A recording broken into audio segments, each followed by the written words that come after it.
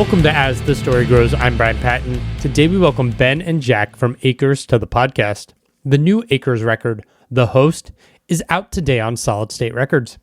The guys talk about their musical backgrounds, how they each ended up joining Acres, signing with Solid State Records, releasing a lot of music quickly, and more.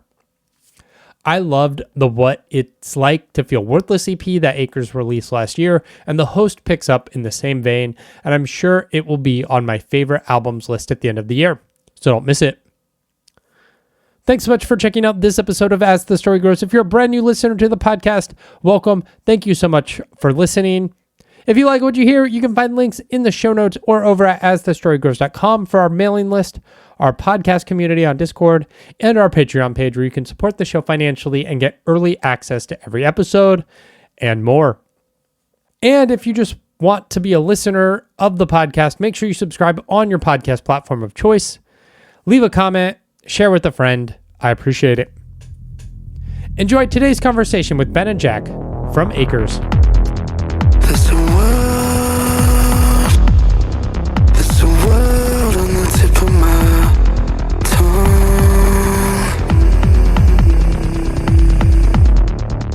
I can taste you. You're so bitter, but I always beg for more.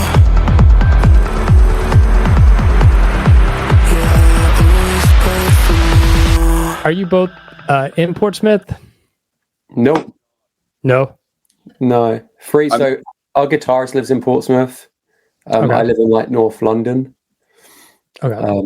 And Ben And I'm lives, Bristol, like on the west coast. So Nice. Yeah. Did you all grow up in Portsmouth, or did it kind of all over the UK and kind of just met at university or something? we just found each other in the depths of the internet. I think that's how I met Freeman and Ben. Yeah.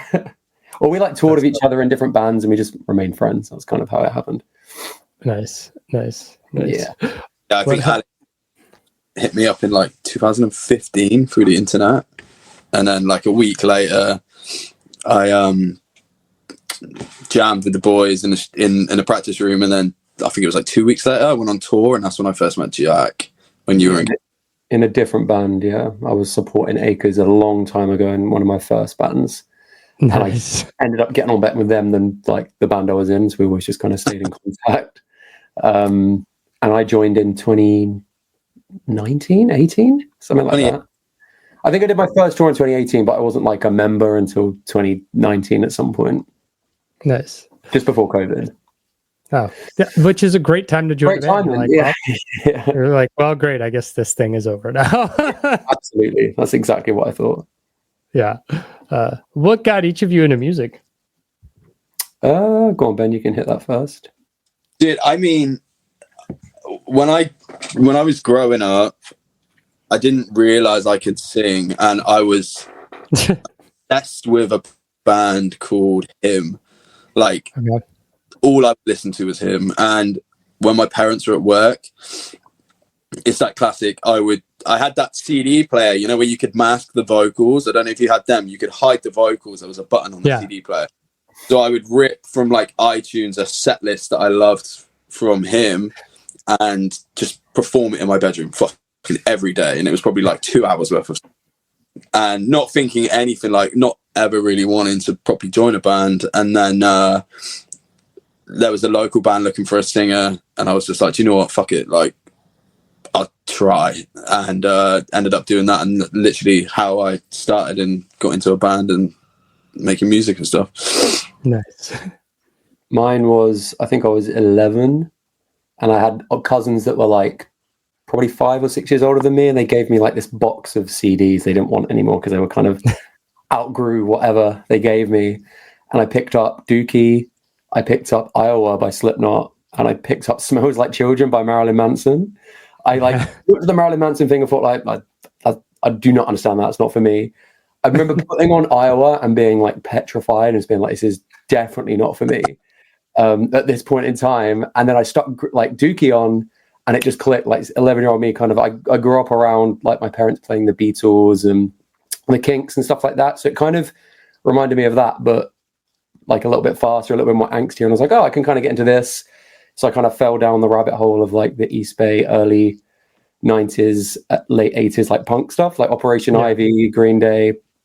Sort of found Neurosis by accident because of Green Day. Okay.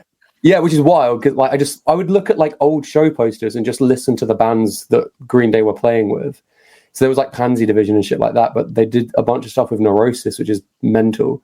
Listen to them, and I kind of just found my way through that world. Got to like 16, revisited Iowa, and started listening to like Machine Head, Slipknot, Trivium, all that kind of stuff. But my gateway was like Green Day, and I got to go see them when I was like 11.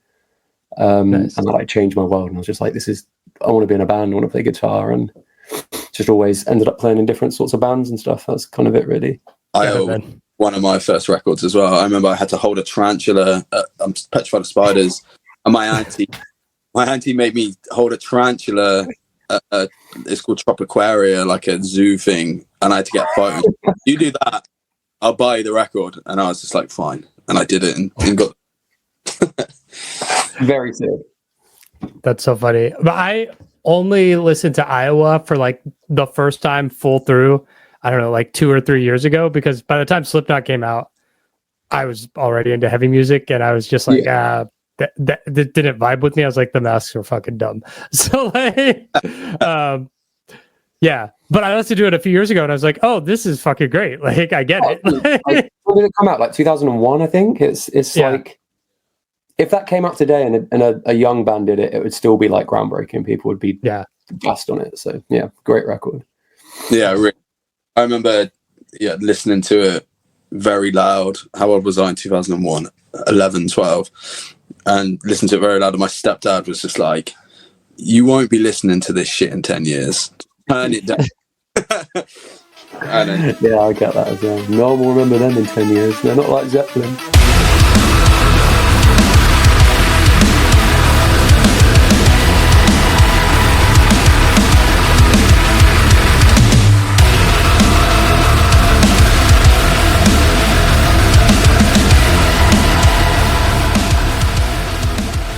Outside of kind of the internet, what's the story of Acres and how this band came together, Ben?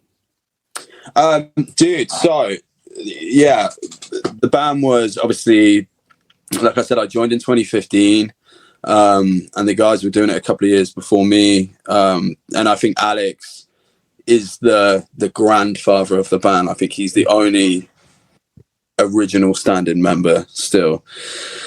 And yeah, those guys formed and did some shows, and like I said, I joined in 2015, and they wanted like a new direction. So when I joined, the record was what was going to be the first album was already done and recorded, apart from the vocals.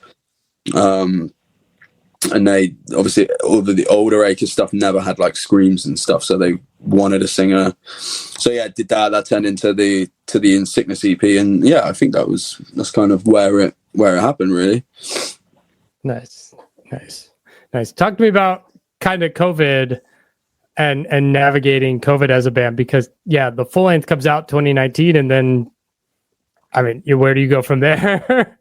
Yeah, it was a nightmare. Like, we spent about 1.5 years writing Lonely World, just trying to get it as perfect as we could. We finally got to studio time, got it recorded, we released it, and we had a really cool touring schedule, and it felt like things were kind of like moving for the band, which was great. And then obviously fucking COVID hit, and we lived so far away from each other as well. Like, Jack's 3 hours, Alex is 3.5, Connor was up that way as well, so I'm the only one which is kind of Bristol based. So besides just talking on the phone, we were like, what can we do? Because at the time we didn't know how to record music ourselves on our own. It's something we'd never done.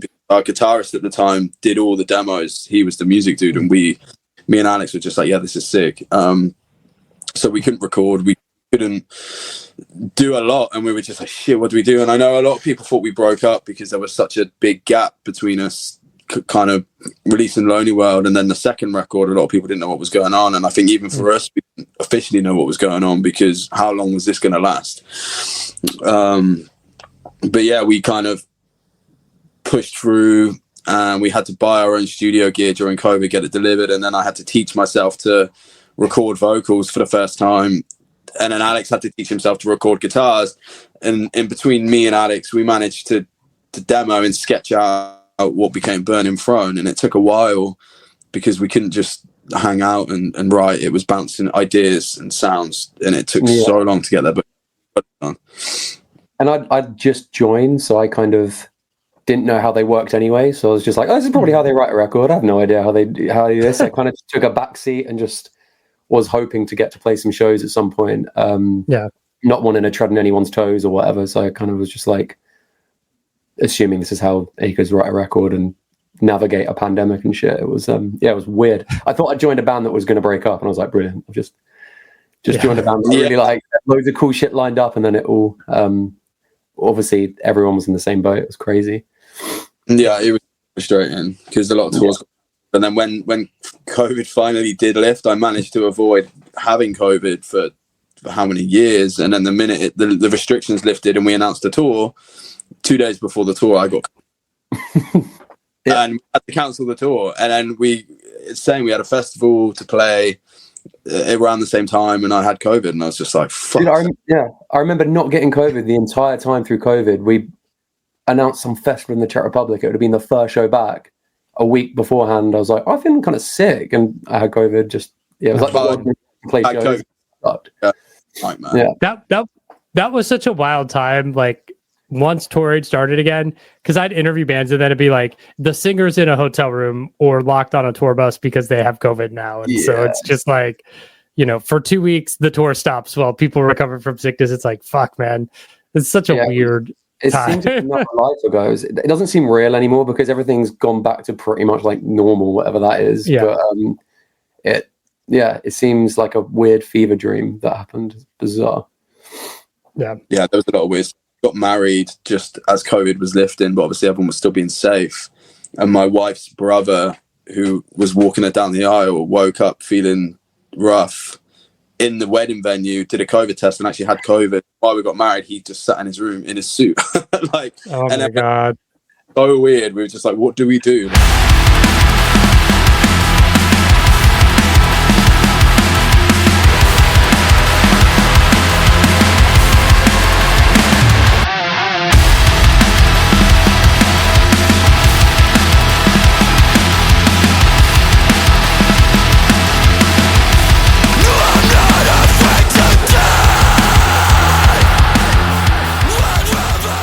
You guys signed with Solid State. I think that was announced shortly after that tour with Holding Absence. How'd you guys get connected? It was kind of after Burning Throne, and we worked with Garrett from Silent Planet on a song on Burning Throne called Nothing.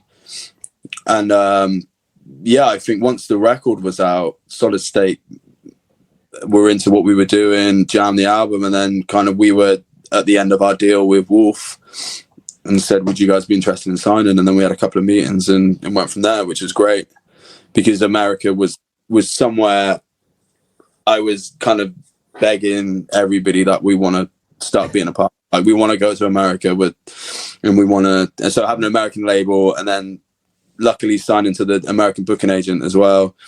Yeah. Things just fell into place, and they've been nothing but great to us so far. Yeah, that's awesome. Wicked. Yeah. My musical background is coming up through that kind of Christian hardcore scene that Solid State was like built in the 90s. And so like I remember a time when like Zayo released an album and like people on the internet would be like, yeah, they're great, but they're Christian, so fuck them. And so do you have any, or did you have any sort of weirdness? I've talked to some of your other like label mates about this, like with signing to a label with that sort of background and history, or is it so just like history and ancient past now that it's like the label is just cool and good for bands now? Yeah, I think it was just cool. Like there was no ever, I mean, I think Alex is way more tuned into the Solid State bands than I am. And he said, there used to be a Christian label. And then I was just like, oh, okay. And that was probably the most it went. like none of us are like religious in the slightest. I didn't think there'd be any backlash. There's like the odd YouTube comment where it's just like, well, this lyric isn't religious or like, oh, he cursed or whatever, but you're going to get that anywhere, I think. I think it's just something that's in the past, and that was how they came up, but now it's a completely different beast. Yeah. I feel like we're a decade into that being a thing where it doesn't matter anymore, but people are still so precious about it that they get hung up on it. And a new band on the label says fuck and everybody freaks out. It's like, guys, who cares? Like, sure. Why are we doing this stuff? New album is called The Host. Was the last EP kind of just written and recorded and waiting for release? Is that kind of the reason for the quick turnaround between the EP and I guess this is a full length record? I mean, it's 7 songs. It's still not terribly long, but yeah, I mean, so the EP was the EP. Originally, we started writing for the album. So before he was a thing, songs like Lost, Misery were for this album. And then Solid State said, how do you feel about doing an EP? And we were just fine. We were like, sure. And we were a little apprehensive because it was like, then we have to write a whole record, and we were only halfway through the EP. It just kind of started writing for this record. And it was a little daunting, but for the best for the band just to come back and have a whole bunch of stuff. And I loved the idea of kind of releasing an EP at the end of last year, coming straight into like a record.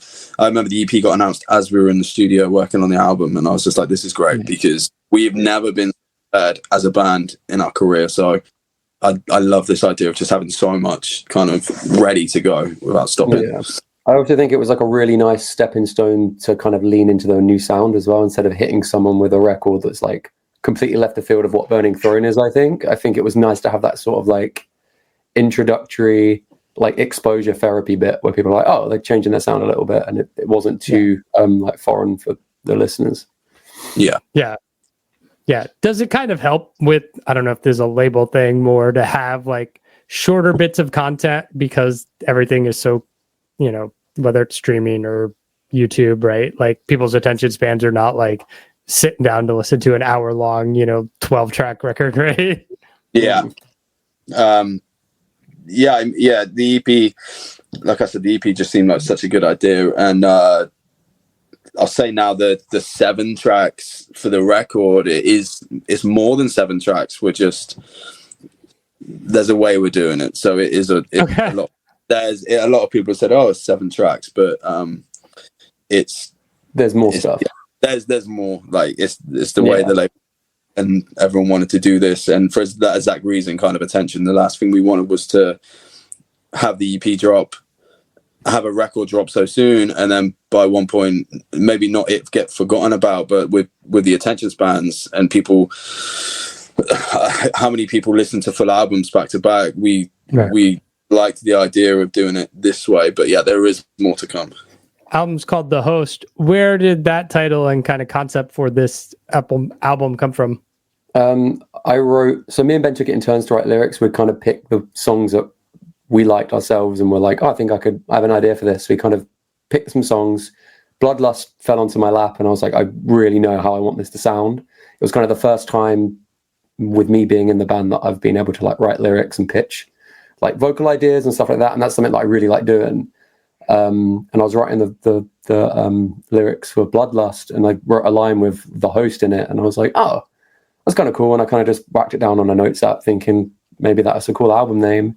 And me and Ben had a conversation about album names. We had like a bunch of others, and I was like, what about The Host? And I was a bit nervous because even though I'm like 4 or 5 years into the band, I still feel like I'm treading on people's toes and I suggest anything creative.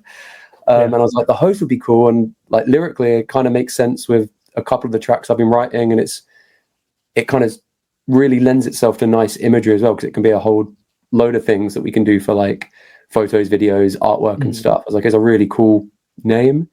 And I think instantly Ben was like, I like it, and the rest of the guys liked it, and it kind of just stayed as The Host, and we couldn't think of anything better, so we were just like, fuck it. The host works. We have cool, strong album name straight away, and so it's the same with both records. The first idea for the album name we've come up with has always been the one, and I'm always like, oh, let's just see what else we get. Like, I don't want to commit to And yeah, like Jack said, there was nothing else we thought was cooler than the host. So yeah, it came quite naturally, which was good. Nice. Who came up with the concept for the album artwork? It was kind of a collective idea, I think. I think I worked. So like my day job is I'm a graphic designer, and I like work with bands and stuff. So I like that side of being in a band and being able to like craft merch and artwork. Like that kind of stuff really gets me off, like all the visual stuff. So I had a rough idea. We toured with a guy called Jamie in September who was taking photos for the Plot in You. And we got on with him really well. And he's super creative, and he creates these really weird, dark, like landscape photos and promo photos for bands and rappers and stuff. And I thought he'd be cool to work with. So we hit him up, gave him a rough concept of like what the host is about. And it's kind of about being consumed by something, whether that's like an addiction or mental health or like a person. And it's about someone sort of working their way into your everyday life and you not being able to survive without them. And we had this concept of having some sort of structure that's someone either going into it or that they're inside of it and you can see them inside of it. And we always wanted it to be a photo, because I don't think Acres have done photo art for an album yet. I don't think. It's usually graphic based. Yeah. And we kind of spitballed ideas with Jamie in a group chat. We came with this idea of this photo he had, and he manipulated it and edited it and sent us this version. And we were like, oh, it's pretty sick. I think originally it was going to be a door, but it didn't really hit. And then he had this weird photo of a church, and he was like, I can do something with this. And I was like, yeah. See what you can do. And it like illustrates that, I think, the vibe and the message of the record really well. I'm stoked on it. Yeah, it's cool. The host as a title, and then that photo is kind of haunting with the way the light is, like everything's are faded, and it's very cool. Ben, as a vocalist and lyricist, do you appreciate having Jack come alongside to help write lyrics and give vocal ideas, or is there a part of you that's controlling and like, fuck, I don't want to sing somebody else's songs? No. I mean, before this record, I was very proud, and I was like, this is my role in the band, and this is something I need to do. And so that was but we've had more time on every other record. There's been a lot more time. Like I've been able to sit with full demos and have months just to tweak things. Whereas this time we went to the studio with like nothing. We went out for a month to Detroit. We had nothing. And I said to Jack before we went, like, I would love you to write songs and help with the lyrics and pitch melodies. And one, because of like the pressure of trying to do 10 songs, and also it brings a different aspect to the songs, which there was one thing for me coming into this record I wanted, and that was just it to be different. And I was willing to try and as much as we could to make it different. And I was like, I want to come out with this and kind of go in not knowing what we're going to make.